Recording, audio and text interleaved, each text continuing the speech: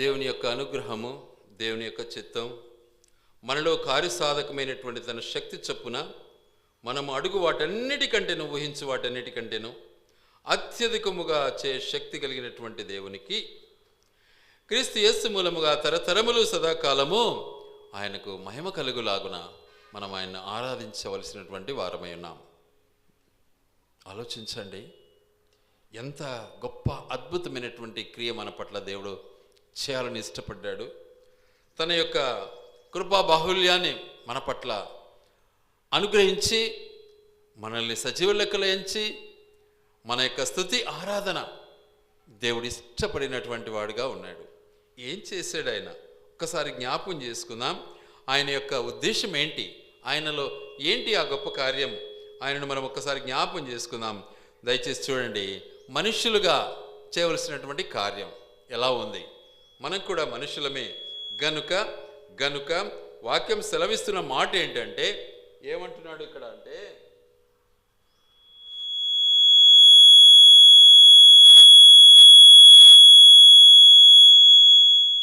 ఏమంటున్నాడంటే చాలా స్పష్టంగా మాట్లాడుతున్నాడు దేవుడు, చాలా విశదంగా మాట్లాడుతున్నాడు. గనుక సత్యాన్ని మనం గ్రహించాలి.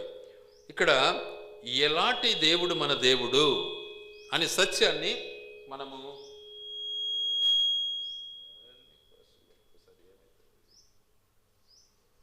ఏమంటున్నాడు మన దేవుడు అంటే, చూడండి దయచేసి దానియేలు గ్రంథం 3వ అధ్యాయం 17వ వచనం. దానియేలు గ్రంథం 3వ అధ్యాయం 15వ వచనం 15వ వచనం. దానియేలు 3వ అధ్యాయము 17వ వచనం.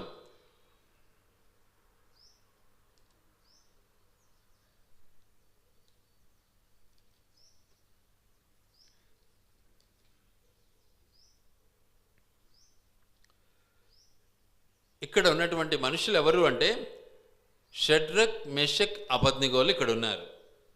వాళ్ళు జవాబు ఇస్తున్నారు. చూడండి దయచేసి ఏమంటున్నారు ఇక్కడ, మేము సేవించుచున్న దేవుడు మండుచున్న వేడిమి గల ఈ అగ్నిగుండములో నుండి మమ్మను తప్పించి రక్షించుటకు సమర్థుడు. ఎంత గొప్ప సాక్ష్యము! మనిషిలో ఎంత గొప్ప నమ్మకం, ఎంత గొప్ప విశ్వాసం కలిగి ఉన్నారు. మానవులే, మనుష్యులే, వాళ్ళు దేవుళ్ళు కాదు, మనుషులు. మనలో అది లేదా? కానీ మనకు ఆ సత్యాన్ని బయలుపరుస్తూ ఉన్నారు. మన దేవుడు ఎలాంటి వాడు? అగ్ని గుండములో నుండి మనల్ని బయటికి తీయగలిగినటువంటి సామర్థ్యుడు. అంత గొప్ప దేవుడు, మన సృష్టికర్త. మనల్ని కాపాడటానికి ఏమాత్రము కూడా వెనకంజ వేసేవాడు కాడు. కారణం ఆయన మనం నమ్మాం గనుక, కారణం ఆయన ఆజ్ఞల ప్రకారం మనం జీవిస్తున్నాము గనుక, కారణం మనము ఆయన చెప్పినట్లు నడుచుకుంటున్నాము గనుక, కారణం పాపానికి చోటివ్వకుండా మన జీవితాలను అమర్చుకుంటున్నాము గనుక, మనము ఎంత మాత్రం కూడా నిర్లక్ష్యము చేయకుండా ఎల్లప్పుడూ మెలకువ కలిగి ఆయన్ను స్తుతిస్తున్నాము, ఆరాధిస్తున్నాము గనుక ఆయన నిజంగా మనకు మన యొక్క అగ్ని గుండములో నుంచి, మన యొక్క మరణ స్థితిలో నుంచి, మన వ్యాధి నుంచి, మన బాధ నుంచి, మన కష్టాల నుంచి, సమస్త కీడు నుంచి మనల్ని కాపాడటానికి ఆయన సిద్ధ మనస్సు కలిగినటువంటి వాడుగా ఉన్నాడు. అదే కాదు, ఆయన సమర్థుడు అంటూ ఉన్నాడు. చూసారు గనుక అలాంటి దేవుడు ఆయన యొక్క గొప్పతనాన్ని బట్టి మానవుడుగా చేయవలసినటువంటి సాక్ష్యపు జీవితం, సాక్ష్యపు అనుభవం, సాక్ష్యము కలిగి జీవించటం, దేవుని నామాన్ని మహింపరచటం. అందుకే మనం చదివాము, మనలో కార్యసాధకమైనటువంటి పనులు ఏంటి? శక్తివంచనమైనటువంటివి, అవన్నీ కూడా ఉన్నతమైనటువంటివి, అద్భుతమైనటువంటివి, ఆశ్చర్యకరమైనటువంటివి. ఏం చేస్తున్నాడు ఆయన? అన్నిటికంటే, ఊహించని దానికంటే, అడుగు వాటన్నిటికంటే అత్యధికంగా. చెప్పండి, మనిషి అగ్నిలో కాలుతున్నాడు అంటే మనిషి అయితే తప్పించలేడు, చేతకాదు. ఏ గవర్నమెంట్ కూడా తప్పించలేదు. కానీ మన దేవుడు తప్పించ సామర్థ్యం కలిగినటువంటి వాడు. అట్టి ఆ దేవుని మనం పూజిస్తున్నాము, అట్టి ఆ దేవుడు మనకున్నాడు అంటే మనం ఎంత భాగ్యవంతులము. ఒక్కసారి ఆలోచించాలి. గనుక అట్టి దేవుని మనం ఏం చేయాలి? మనసారా, పూర్ణ మనస్సుతో, పూర్ణ హృదయంతో, పూర్ణ శక్తితో, పూర్ణ బలముతో ఆయన్ను మనం ఆరాధించడం నేర్చుకోవాలి. ఆయన ఆరాధించాలి, ఆయన స్తుతించాలి, ఆయన గొప్ప కార్యాలను బట్టి ఆయన నామని గణపరచాలి. ఎలా ఆరాధించాలి? ఎలా స్తుతించాలి? అగ్నిగుండంలో పడినా కానీ, చావులో ఉన్నా కానీ, మరణములో ఉన్నా కానీ ఏంటి? నా దేవుడు నన్ను కాపాడగలిగినటువంటి సామర్థ్యుడు గనుక గనుక నేను నేను ఈ లోకాన్ని ప్రేమించను, ఈ లోక ఆశలను ప్రేమించను, ఈ లోక విగ్రహాన్ని నేను ప్రేమించను, ఈ లోకానికి నేను నమస్కారం చేయను, ఈ చీకటి జీవితాన్ని నేను ఆశించను అన్న సత్యాన్ని మనం గ్రహించడం నేర్చుకోవాలి. షడ్రక్ మేషక్ అబేద్నెగోలు అదే చేశారు. మనం అది చేస్తున్నామా? ఒకసారి ఆలోచించాలి. అది చేయలేకున్నాము అంటే దేవుని నామాన్ని వ్యర్థపరుస్తున్నాము. మనకు తప్పదు, శిక్ష గ్రహించాలి. ఏ విషయంలోనైనా దేవుని నామాన్ని మనం వ్యర్థపరిచిన వారం అవుతే శిక్షను తప్పించుకోలేము సుమా. అయితే షడ్రక్ మేషక్ అబేద్నెగోలు సుమంతు కూడా కొంచెమైనా కూడా చోటివ్వలే. ఎవరికి? లోకానికి, చీకటికి. కాబట్టి దేవుడు ఏం చేశాడు? చూద్దామా మాటను ఒకసారి.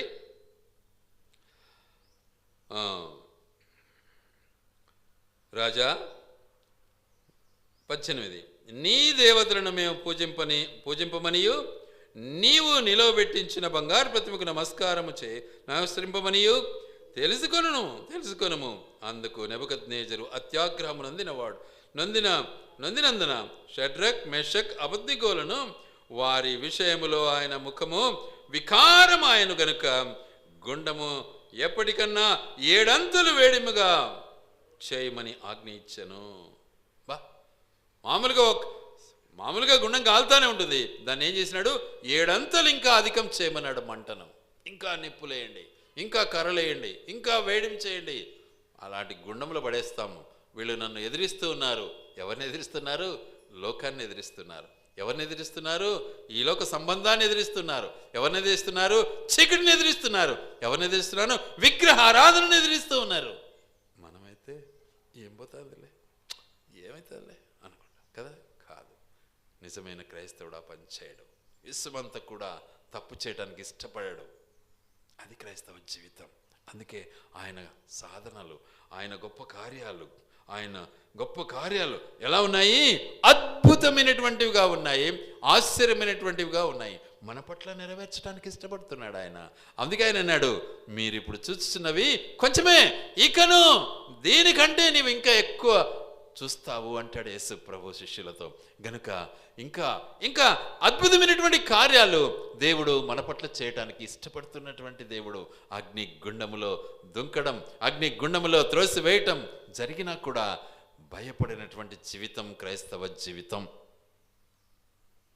కొంచెంలోనే మనం వెనకబడిపోతూ ఉంటాం, కొంచెంలోనే తారి తప్పిపోతూ ఉంటాం, కొంచెంలోనే మాట మారుస్తూ ఉంటాం. మనం క్రైస్తవులమేనా? కాబట్టి ప్రియులారా, మన జీవితంలో మనం గ్రహించవలసినటువంటిది మాట తప్పని వారముగా ఉండాలి, మాట మార్చే వారముగా ఉండకూడదు.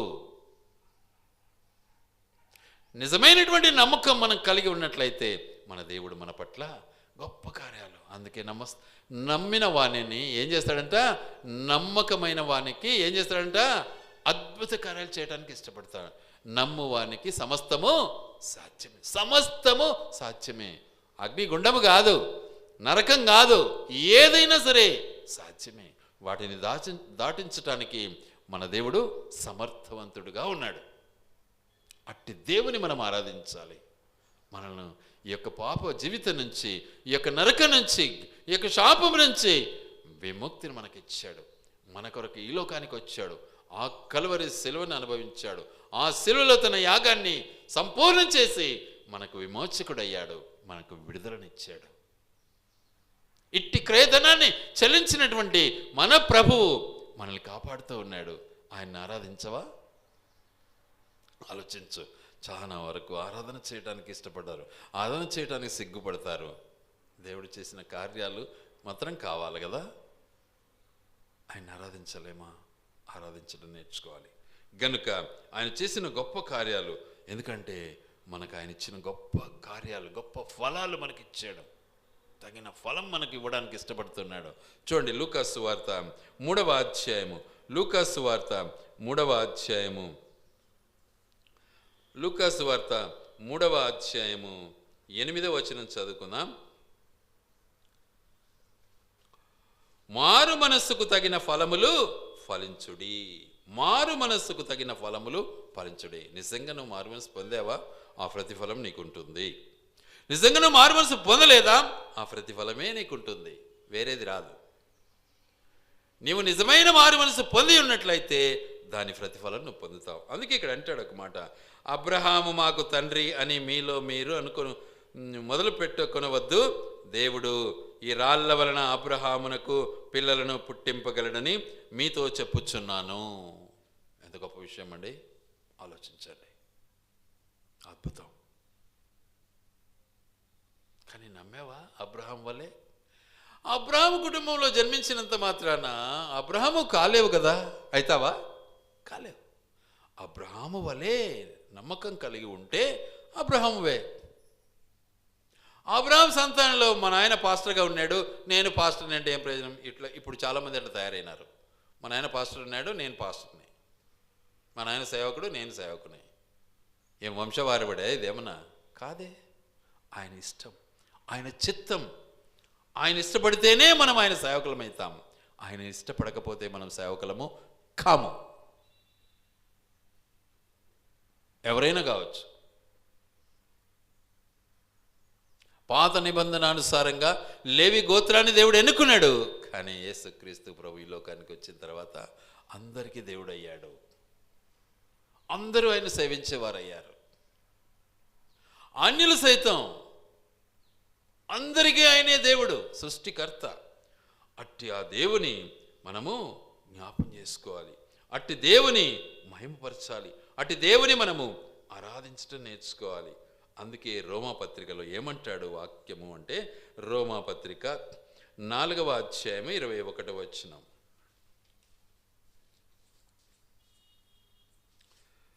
దేవుని మహిమపరచి ఆయన వాగ్దానము చేసిన దాన్ని నెరవేర్చుటకు సమర్థుడని రూఢిగా విశ్వసించి విశ్వాసం వలన బలము.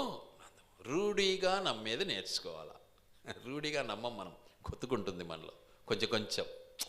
ఏమో ఎట్టవుతుందో ఎట్నో కట్టలే టైంపాస్. ఏంటి దేవుడు టైంపాస్ చేసే మనిషా? ఆలోచించుకో ఒకసారి. ఏ స్థితిలో ఉన్నావు? నిన్ను దేవుడు కాపాడుతున్నాడా లేదా? నిన్ను దేవుడు కాపాడా లేదా? నీ పాపాన్ని క్షమించడానికి, నీ పాపాన్ని విడుదల చేయడానికి, నీవు చీకటిలో నుంచి వెలుగులోనికి తీసుకురావటానికి ఆయన ఏమయ్యాడు? పాప శాపగ్రహి అయ్యాడు. ఆ కలువరి సిలువలో రక్తం కార్చాడు.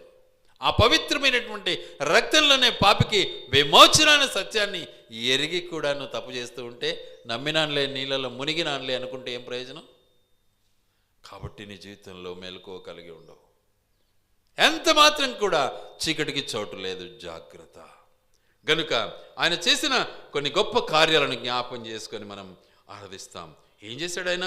కీర్తనలు 36 36వ కీర్తన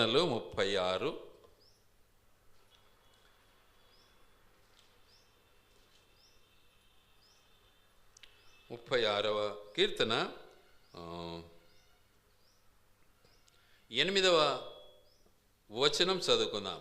కీర్తన 36 8వ వచనం.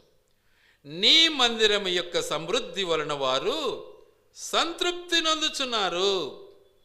నీ ఆనంద ప్రవాహములోనిది నీవు వారికి త్రాగించుచున్నావు. ఎంత గొప్ప విషయం అండి. ఆయన మందిరానికి వస్తే ఆయన మనల్ని ఏం చేస్తున్నాడు? సంతృప్తిని కలగజేస్తూ ఉన్నాడు.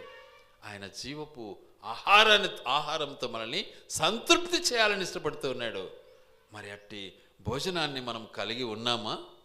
ఏదో ఎట్నో కట్ట వస్తున్నాము పోతున్నాము, ఈ మనిషి ఊరికే మందిరం పెట్టినాడు, ఈడ ఏం చేయాలా, అటు పోయినట్టే బాగుండు కదా, టైం పాస్ అయ్యిండు కదా, ఎక్స్కర్షన్ తిరిగి వస్తూ ఉండొచ్చు కదా అనుకుంటాం. కానీ దేవుని యొక్క సన్నిధి నిన్నేం చేస్తుంది? తృప్తిపరుస్తుంది. ఆయన సన్నిధిలో నువ్వు అనుభవిస్తే నీకు తృప్తినివ్వడానికి ఇష్టపడతాడు. చదవమా మాటను ఒకసారి. 103వ కీర్తన. ఎలాంటి తృప్తి!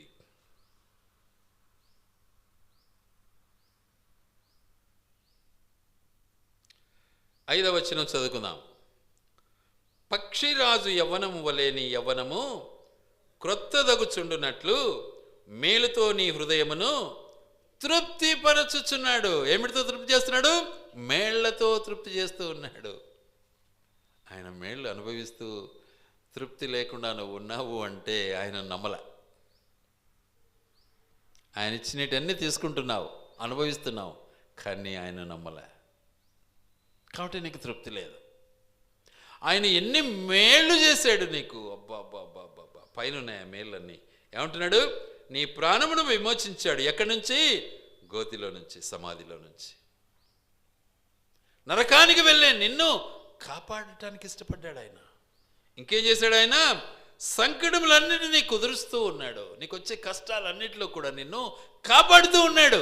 కష్టం నువ్వు అనుకుంటున్నావు భరిస్తున్నానని, నువ్వు భరించలా, ఆయన భరిస్తున్నాడు. నిన్ను ఓదారుస్తూ ఉన్నాడు, ఓర్పునిస్తూ ఉన్నాడు, నడిపిస్తూ ఉన్నాడు, దాన్ని దాటిస్తూ ఉన్నాడు. ఇంకేం చేస్తున్నాడు ఆయన? ఆయన చేసే పని ఏంటిదంటే నీ దోషములన్నిటినీ ఆయన క్షమిస్తున్నాడు. ఈ లోకంలో ఎవడూ నీకు క్షమాపణ ఇవ్వలేడు. నువ్వు చేసిన పాప స్థితిని బట్టి ఆయన నిన్ను క్షమించడానికి ఇష్టపడ్డాడు.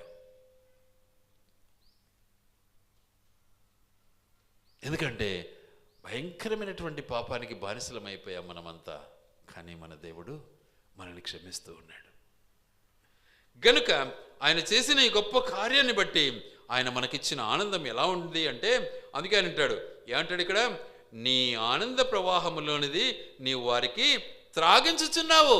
క్షమించావు, బాగు చేశావు, కష్టం నుంచి తొలగించావు, ఇబ్బందుల నుంచి బాగు చేస్తూ ఉన్నావు, నీవు ప్రేమిస్తున్నావు, ఆస్తినిస్తున్నావు, అంతస్తునిస్తున్నావు. ఎన్ని రకాలుగా బిడ్డలను సంతోషాన్ని కలిగింపు చేస్తూ ఉన్నాడు. ఒక్కసారి ఆలోచించాలి. ఆ సంతోషం మనిషి ఇస్తాడా? లోకం ఇస్తుందా?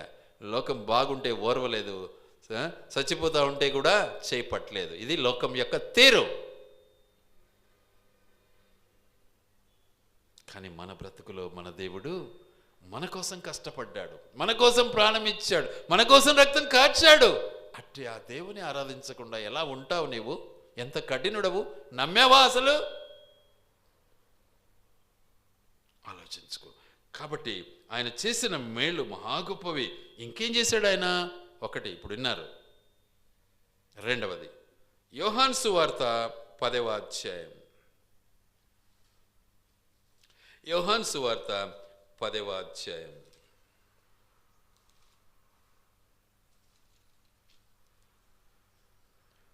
యోహాను సువార్త 10వ అధ్యాయము 10వ వచనం చదువుకుందాం. దొంగ దొంగతనమును, హత్యను, నాశనమును చేయుటకు వచ్చును గాని మరి దేనికి నీ రాడు. బాగినాలి మాటలు ఒకసారి. చాలా మంది దొంగలు ఉన్నారండి. బాధలు వేస్తుంది అనుకుంటే నాకు కూడా. బైబిల్ కూడా పట్టుకుంటారు దొంగలుగా. ఇండ్లిళ్ళు తిరుగుతారు, ఊరూరు తిరుగుతారు. ఏం చేస్తారు? దొంగతనం చేస్తారు. చూడు, అలాంటి దొంగలను ప్రేమిస్తారు మనుషులు ఎక్కువగా. వాడు నిన్ను దోచుకుంటున్నాడు అనే సత్యం నువ్వు మర్చిపోవు, నీకు జ్ఞాపకం రాదు అది. కానీ మన దేవుడు ఏం చేస్తున్నాడో తెలుసా? ఆయన దగ్గరికి వచ్చేవానికి విశ్రాంతినిస్తున్నాడు. ఇంకేం చేస్తున్నాడు? ఆయన నమ్ముకున్న వానికి రక్షణనిస్తున్నాడు. ఇంకేం చేస్తున్నాడు? నెక్స్ట్ వర్డ్ అన్నీ. కానీ గొర్రెలకు జీవమును కలుగుటకును అది సమృద్ధిగా కలుగుటకు నేను వచ్చి తినని మీతో చెప్పుచున్నాను. చూసా ఏమంటున్నాడు? మనకు సమృద్ధినివ్వాలని వచ్చాడు, సంతృప్తినివ్వాలని వచ్చాడు, మనల్ని బాగు చేయాలని వచ్చాడు, మనల్ని సరిచేయాలని వచ్చాడు, మనల్ని పరలోకం చేర్చాలని వచ్చాడు. అట్టి ఆ దేవుని ఆరాధించక ఆ దొంగను పట్టుకొని వాడు భలే మంచి పాస్టరు, వాడు భలే నున్నగా మాట్లాడతాడు, తీయగా మాట్లాడతాడు, భలే ఏంది ప్రజల యొక్క ఉద్దేశము. కాబట్టి ఈ మనిషి కూడా అలాంటి వాడే. దొంగకు దొంగే తోడైతాడు. దొంగడు మంచం దగ్గరికి పోలేడు ఎప్పటికీ. మీరు చూడండి, సారాయి తాగేవాడు సారాయి తాగేవాని కాడికి పోతాడా, వేరే వాని కాడికి పోతాడా? మంచోని కాడికి.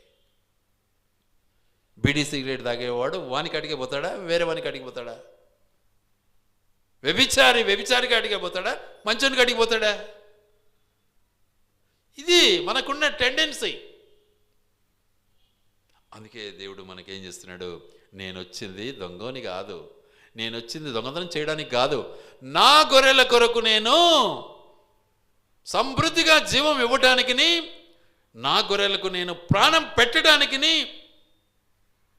ఇవ్వటానికి నేను వచ్చాను, కానీ దోచుకోవటానికి నేను రాలేదంటున్నాను. ఈరోజు దోచుకుంటున్నారు చాలామంది. సేవ అంటున్నారు, సేవ్ చేసుకుంటున్నారు. పేరేమో సేవ, సేవ్ చేస్తున్నారు. ఏం సేవ్ చేస్తున్నారు? డబ్బు సేకరించుకుంటున్నారు, ఆస్తిని సేకరించుకుంటున్నారు. కానీ మనం ఆ పని చేయలే. మన దేవుడు మనకు నేర్పిన పాఠం ఏంటిది అంటే, నువ్వు ఏం చేసుకోవాలి? ప్రభు నిమిత్తమై, ప్రభువును బట్టి, ప్రభు చేసిన క్రియలను బట్టి అన్యుల కొరకు కానీ ఇతరుల కొరకు కానీ ఖర్చు పెట్టు అంటున్నాడు. ఆ పని మనం చేయాలి. కానీ ఈనాడు అది లేదు. చాలామంది దోచుకోవడంలోనే ఉన్నారు. వాడు ఎంత పెద్దోడన్నా కానీ దోచుకోవడంలోనే ఉన్నాడండి. ఈ కాలము కోట్లు సంపాదించుకుంటున్నారు యేసయ్య పేరు చెప్పుకొని. ఏమంటే యేసయ్య ఇస్తున్నాడు. వాళ్ళ సంభాషణ చూడండి, ఎప్పుడు రాబట్టడమే ఉంటుంది. వాక్యాన్ని చక్కగా బోధించరు వాళ్ళు. ఎంతసేపునే ఎట్లొస్తుంది వీడి దగ్గర నుంచి నా దగ్గరికి అనేది ఆలోచన చేస్తాడు. ఒక్క టీవీ ప్రోగ్రామ్ ఇస్తే చాలు, ఎంత ఆశ్చర్యం పడతావు నువ్వు అంటాడు. చూసారా? అంటారా అనరా? అయిపోయా, మనోడు ఐస్ అయిపోతాడు. ఒక టీవీ ప్రోగ్రామ్ స్టార్ట్ చేస్తాడు. నన్ను కూడా అన్నారు, టీవీ ప్రోగ్రామ్ ఇస్తే నేను పెట్టుకుంటాను అన్నారు. నెవర్ అన్నా, అవసరం లేదు నాకన్నా. చాలామంది చెప్పారు నాకు. కనుక మన జీవిత విధానాలలో దేవుడు మనకిచ్చినటువంటి గొప్ప ఆధిక్యత ఏంది అంటే, చెప్పాలి అంటే, దేవుడు తన ఐశ్వర్యము చొప్పున ప్రభువులో మనకు అనుగ్రహించడానికి ఇష్టపడ్డాడండి. మన తండ్రి యొక్క ఆ దయా సంకల్పాన్ని మన పట్ల నెరవేర్చడానికి ఇష్టపడ్డాడు. మొదటిదేమో ఆనందాన్ని వాళ్ళని ఇష్టపడ్డాడు, సంతృప్తిని వాళ్ళని ఇష్టపడ్డాడు.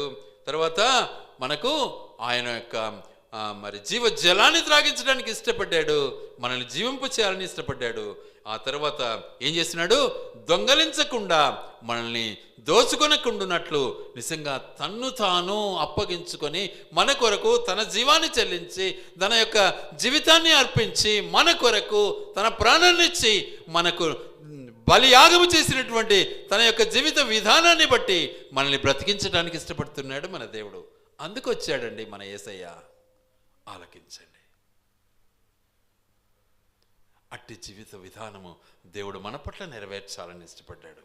గనుక ప్రభువులో మనము దేవుని జ్ఞాపం చేసుకుందాం.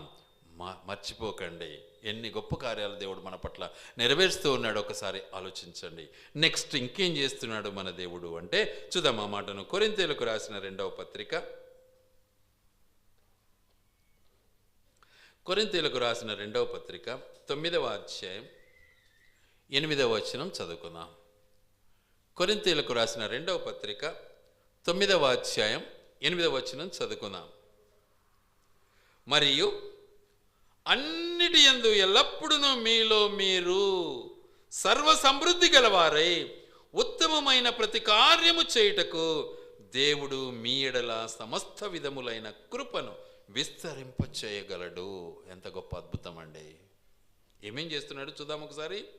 అన్నిటి యందు ఎల్లప్పుడూ మీలో మీరు సర్వ సమృద్ధి గలవారై, కొరత లేకుండా చేయాలని ఇష్టపడుతున్నాడు. అడక్క తినకుండా చేయాలని ఇష్టపడుతున్నాడు. నా బిడ్డలు ఎలా ఉండాలి? సమృద్ధి కలిగి ఉండాలని ఇష్టపడుతున్నాడు. నువ్వు ఆయన దగ్గరికి రాకుండా నాకేం ఇయ్యలేదే దేవుడు, నేను గుడికి పోతాడనే రోజు అంటే ఇవ్వడు. ఆయన నమ్మావా? ఆయన సంపూర్ణంగా అంగీకరించావా? ఆయన మాటకు నువ్వు లోబడ్డావా?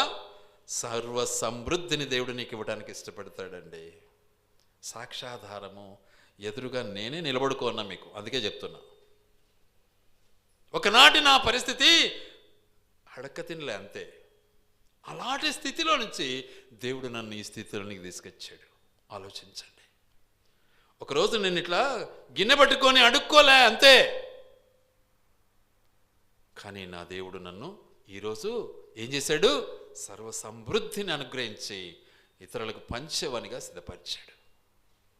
సాక్షాధారం ఎవడి పేరో ఎందుకు నాకు. అట్టి ఆధిక్యతను మనం గ్రహించడం నేర్చుకోవాలా. దేవుడు ఎలా నీకు సమృద్ధిని ఇస్తాడు అనే సత్యాన్ని నువ్వు గ్రహించకపోతే, నీ దేవుని నువ్వు గుర్తించకపోతే ఏం ప్రయోజనం? బ్రతికి సార్థకంలే, నరకమే నీకు. గ్రంథం, పరిశుద్ధ గ్రంథం చెప్తా ఉంది, నేను కాదు. గ్రంథాన్ని మనం నమ్ముతున్నాం, దేవుని వాక్యాన్ని మనం నమ్ముతున్నాం. చాలా స్పష్టంగా ఉంది. ఏమన్నారు షడ్రక్ మేషక్ అబేద్నెగోలు? ఇప్పుడే చదివామన్నమాట. ఏమన్నారు? అయ్యా, నీవు పెట్టిన ఆ బొమ్మకు మేము మ్రకం, నీ దేవతలకు మేము మ్రకం అన్నారు. ఏం చేశారు మరి? మా దేవుడు ఆ అగ్నిగుండం నుంచి మమ్మల్ని కాపాడటానికి సమర్థుడు. అందుకే అబ్రహాం యొక్క జీవితాన్ని మన ముందు పెట్టాడు. నీవు నమ్మావా?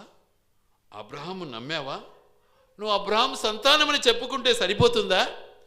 అందుకనే వాక్యం సెలవిచ్చిన మాట ఏమంటుంది అంటే, నేను నిజంగా అబ్రహాము సంతానమని నువ్వు అన్నంత మాత్రాన నువ్వు నిజంగా దేవుని బిడ్డవు అయిపోతావా?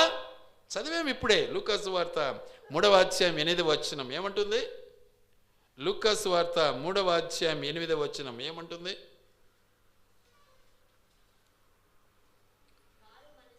మారు మనసుకు తగిన ఫలములు ఫలించుడి. అబ్రహాము మాకు తండ్రి అని మీలో మీరు అనుకొనిన మొదలు పెట్టుకొనవద్దు. అబ్రహాముకు పుట్టినానులే నేను, మా అబ్రహామును పరలోకం చేర్చినాడు కదా, నన్ను కూడా చేరుస్తాడు, చేర్చాడు. ఇది గ్యారంటీ. వాక్యం చెప్తా ఉంది, నేను కాదు. చాలామంది ఆ ధోరణిలోనే ఈరోజు అనుకుంటూ ఉంటారు. ఇంకొక విషయం, నీళ్ళలో మునిగి తేలినేనులే, ఖచ్చితంగా పోతానులే పైకి అనుకుంటారు, పోలేవు. 100% వాక్యం చెప్తున్న మాట ఏంటంటే, ఆ క్రియలు నీలో కావాలి. ఆ క్రియ లేకుంటే నువ్వు పోలేవు. అందుకే యాకోబు ఏమంటాడు? 1:22-26 ఏమంటాడు? విశ్వాసం మనకు ఉంది కావచ్చు, కానీ క్రియ లేకపోతే, చదవండి దయచేసి.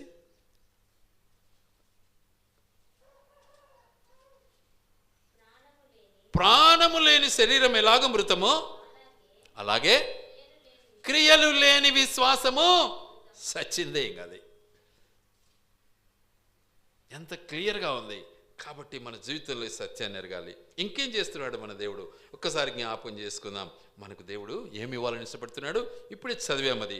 ఎఫెసీ పత్రిక 3వ అధ్యాయం 20వ వచనం. ఎఫెసీ పత్రిక 3వ అధ్యాయం 20వ వచనం. మనలో కార్యసాధకమైన తన శక్తి మనకిస్తున్నాడు. చూసారా? మనలో కార్యసాధకము కావటానికి, కార్యాచరణ కావటానికి, క్రియ కలిగి ఉండటానికి ఏం చేస్తున్నాడు? తన శక్తిని మనలో పరివర్తన చేస్తూ ఉన్నాడు. అంత శక్తి మనకి ఇవ్వాలని ఇష్టపడుతున్నాడు. పొందామా? మాకు తెలుసులే. పొందామా? మాకు తెలుసులే. ఇది మన బతుకు. ఏం తెలుసు? శక్తిని పొందామా? ఆలోచించండి ఒకసారి.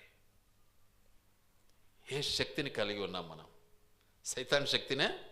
లోకపు శక్తిని కలిగి ఉన్నామా?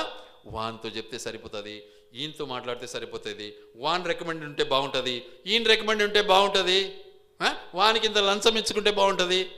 ఇది మన శక్తి కదా? అదేనా మన శక్తి? దేవుని పైన మనకు నమ్మకం లేదా?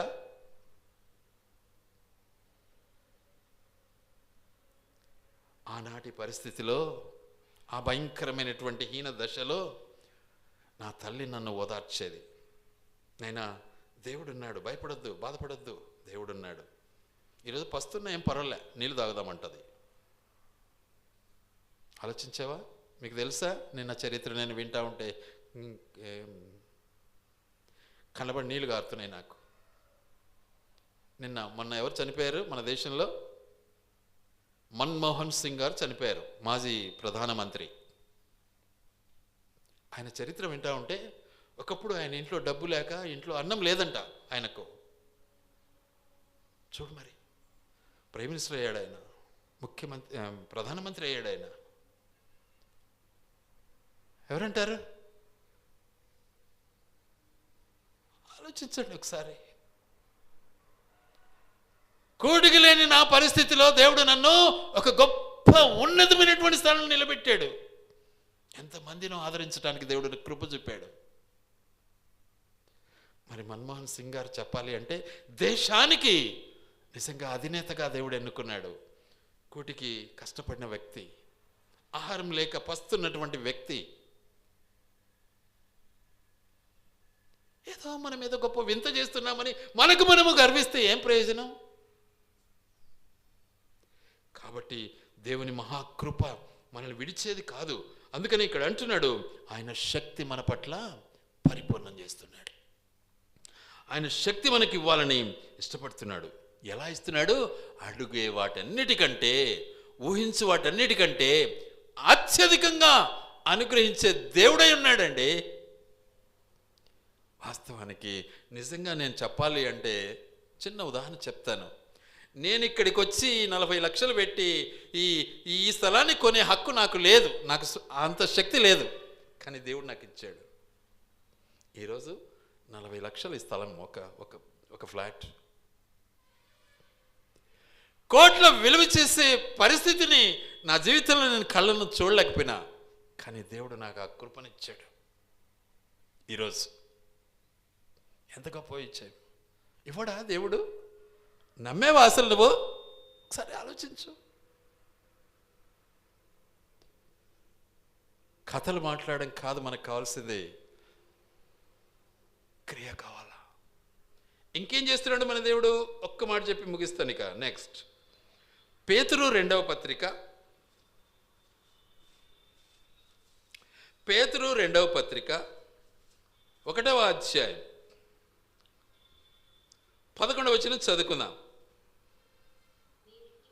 మీరిట్టి క్రియలు చేయవారైతే ఎప్పుడునూ తొట్టిల్లరు, అలాగున మన ప్రభువకు రక్షకుడునైన యేసుక్రీస్తు యొక్క నిత్య రాజ్యంలో ప్రవేశం మీకు సమృద్ధిగా అనుగ్రహించబడును.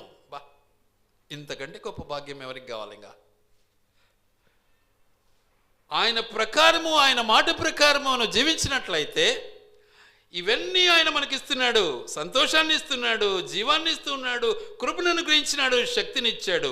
ఫైనల్గా ఏమిస్తున్నాడు? ఇంకా పరలోక రాజ్యమే ఇస్తూ ఉన్నాడు. ఆలోచించండి ఒకసారి. ఎవడన్నా ఇవ్వగలడా? ఏ కోటీశ్వరుడైనా? చూసుకోండి ఒకసారి. ఈ లోకంలో ఇంకెవడైనా ఇవ్వగలడా?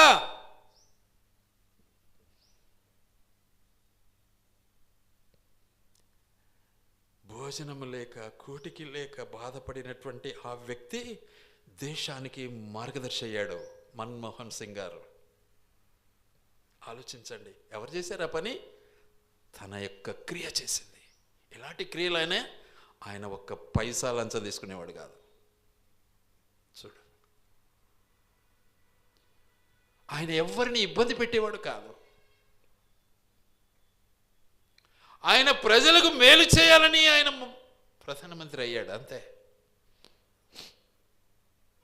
చాలా మంది ఆయన రబ్బర్ స్టాంపు అంటుంటారు, never in the list. Rubber stamp అయితే దేశానికి, మరి చెప్పాలి అంటే ఎకానమీ విషయంలో, నిజంగా ఆర్థిక విషయంలో ఆయన చేసినటువంటి కృషి యావత్తు ఈరోజు దేశము ఈ స్థాయిలో ఉంది. దేవుడు ఆయన ద్వారా ఈ స్థాయికి తెచ్చాడు. ఎందుకు గ్రహించలేవు? మరి ఆయన కంటే పెద్ద మగోనివి అయితే నువ్వెందుకు అడిగి పోయి చేయకూడదు? కాబట్టి ఈ సత్యాన్ని మనం ఎరగాలి. కాబట్టి ఆయన చేసిన గొప్ప కార్యాలు చాలా అద్భుతమైనటువంటివి.